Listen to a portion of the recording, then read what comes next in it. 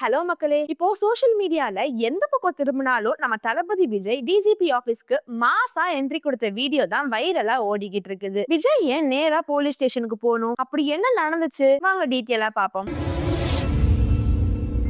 சமீபத்துல அரசியல் விமர்சகரும் திமுக ஆதரவாளருமான பொன்ராஜ் கொடுத்த ஒரு இன்டர்வியூ தான் இந்த ஒட்டுமொத்த பிரச்சனைக்குமே காரணம். தமிழக வெற்றி கழகம் தொண்டர்களையும் ஆதரவாளர்களையும் அவர் ரொம்பவே தரைக்குறைவா விமர்சனம் பண்ணியிருந்தாரு. அப்படி அவர் என்ன சொல்லியிருந்தாரு அப்படின்னா, தமிழ்நாட்டுல இவ்வளவு தற்கூரிகள் இருக்காங்க அப்படின்னு உலகத்துக்கே காட்டின விஜய்க்கு தான் நம்ம நன்றி சொல்லணும் அப்படின்னு ரொம்பவே காட்டமா பேசியிருந்தாரு. இதுக்கு பின்னணி என்னன்னு பாத்தீங்கன்னா, விஜய் சங்கீதா விவாகரத்து வதந்தி வந்தப்போ ஒரு பெண் ரசிகை ஆர்வ கோளாறுல நாங்க விஜய்க்கு அக்காவாவோ தங்கச்சியாவோ ஏன் பொண்டாட்டியா கூட இருப்போம் அப்படின்னு ஒரு பேட்டியில சொல்லியிருந்தாங்க. அதை புடிச்சுக்கிட்ட பொன்ராஜ் அக்காவோ தங்கச்சியோ பொண்டாட்டியோ இருப்பேன்னு சொல்றவங்கள விபச்சாரின்னு தான் சொல்ல முடியும் அப்படின்னு ரொம்பவே கடுமையான வார்த்தையில விமர்சிச்சிருந்தாரு. ஏதோ ஒரு பொண்ணு ஆர்வத்துல தப்பா பேசுனதை வச்சுக்கிட்டு ஒட்டுமொத்த ரசிகர்களையும் பெண்களையும் இழிவுபடுத்துற மாதிரி பொன்ராஜ் பேசுனது பெரிய சர்ச்சையாவே வெடிச்சிச்சு. அவர் உடனே மன்னிப்பு கேட்கணும் அப்படின்னு பலரும் கண்டனம் தெரிவிச்சுட்டு வந்தாங்க. ஆனா பொன்ராஜ் என்ன பண்ணாரு தெரியுமா? இந்த மாதிரி பேசுற பெண்களை இப்படிதான் சொல்ல முடியும், நான் ஏன் மன்னிப்பு கேட்கணும், கண்டிப்பா முடியாது அப்படின்னு பிடிவாதமா இப்படி போயிட்டு இருக்கிற சூழ்நிலையில இதற்கு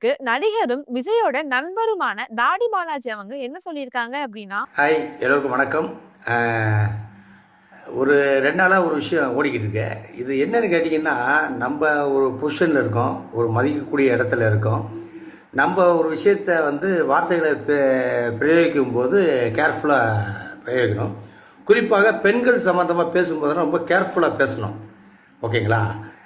அது மிகப்பெரிய ஒரு தவறான ஒரு விஷயம். அதாவது அது தமிழக பெண்களாகட்டும், அவங்க வேறு எந்த கட்சி ரீதிய பெண்களாகட்டும், பொதுவாக பெண்களை பற்றி பேசும்போது கொஞ்சம் ரெஸ்பெக்டாக பேசுகிறதா நமக்கு நல்லது, நம்ம இருக்கிற பொசிஷனுக்கு நல்லது. அது அந்த இடத்துக்கு வந்த பிறகும் அது தெரியாமல் நீங்கள் பாட்டு கொந்தளிச்சு பேசுகிறதுனால 10 பைசா பிரயோஜனம் கிடையாது. ஓகேவா? நம்ம வீட்லேயும் பெண்கள் இருக்காங்க, அம்மாவாக இருப்பாங்க, தங்கச்சியாக இருப்பாங்க, நம்ம மகளாக இருப்பாங்க, எல்லாமே இருப்பாங்க. அதனால் கொஞ்சம் வார்த்தைகளை பார்த்து பிரயோகிக்கணும். நான் இப்போ சொல்லும்போது தெரிஞ்சிருக்கேன் உங்களுக்கு நான் யாரை பற்றி பேசுகிறேன்னு சொல்லிட்டு.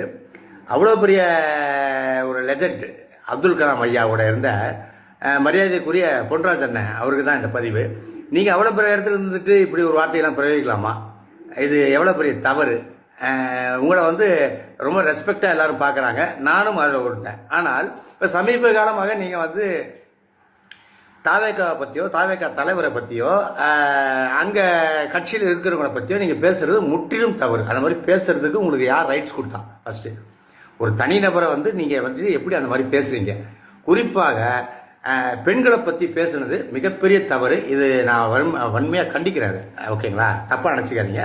உங்களை எனக்கு தெரியும், எனக்கும் உங்களை தெரியும். அதனால் நீங்கள் தயவு செய்து ஏதாவது ஒரு சந்தர்ப்பத்தில் இதுக்கான அப்பாலஜிஸ், அதாவது ஒரு சாரி கேட்டிங்கன்னா நல்லாயிருக்கும். இதை ஒரு நடிகராகவோ ஒரு கட்சி ரீதியாகவோ நான் இது கேட்கல, ஒரு மனுஷனாக உங்கள்கிட்ட கேட்குறேன். நன்றி.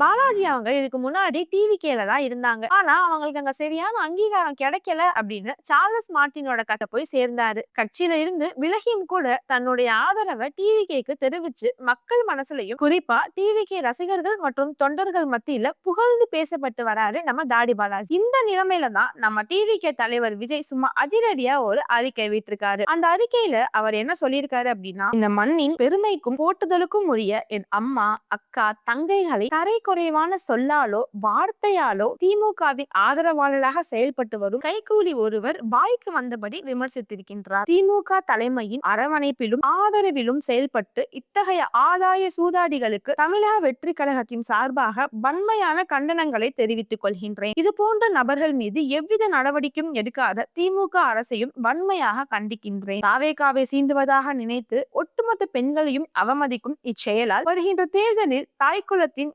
ஏகோபித்த முடிவால் தீய சக்தி திமுக மண்ணை கவ போவது உறுதி உறுதி உறுதி அப்படின்னு ரொம்ப மாசா ஒரு ஸ்டேட்மெண்ட் விட்டுருக்காரு. வெறும் அறிக்கை விட்டதோட மட்டும் விஜய் நிப்பாட்டல, நேரா டிஜிபி ஆபீஸ்க்கு போய் பொன்ராஜ் மேல புகாரும் கொடுத்து ஒரு பெரிய பரபரப்பை ஏற்படுத்தியிருக்காரு. விஜயோட இந்த திடீர் ஆக்ஷன் பலரும் ஆச்சரியமா பாக்குறாங்க, பாராட்டியும் வராங்க. இது ஒரு பக்கம் பேசிக்கிட்டு இருக்க, இன்னொரு தரப்புல என்ன சொல்றாங்கன்னா, டிவிகே ஃபேன்ஸை பத்தி பேசுனதுக்கு விஜய் இவ்வளவு கொந்தளிச்சது ஒரு நல்ல விஷயம் தான். ஆனா டிவிகேக்கு அகேன்ஸ்டா பேசுற பெண்களுக்கு டிவிகேவோட விர்ச்சுவல் வாரியர்ஸ் ரொம்ப தப்பு தப்பா கமெண்ட்ஸ் பண்ணிட்டு வராங்க. அப்ப மட்டும் ஏன் விஜய் வாயை மூடிக்கிட்டு இருக்காரு? அதுவும் பெண்கள் தானே, அப்ப அவங்கள பத்தி பேசினப்பையும் விஜய் ஆக்ஷன் எடுத்திருக்கணும்ல அப்படின்னு நிறைய பேர் கமெண்ட் செக்ஷன்ல கண்டனம் தெரிவிச்சுட்டு வந்துட்டு இருக்காங்க. So, இந்த விஷயத்தை பத்தி நீங்க என்ன நினைக்கிறீங்க அப்படின்னு கமெண்ட் செக்ஷன்ல சொல்லுங்க. மேலும் அடுத்த ஒரு வீடியோல சந்திப்போம். அது வரைக்கும் பாய்.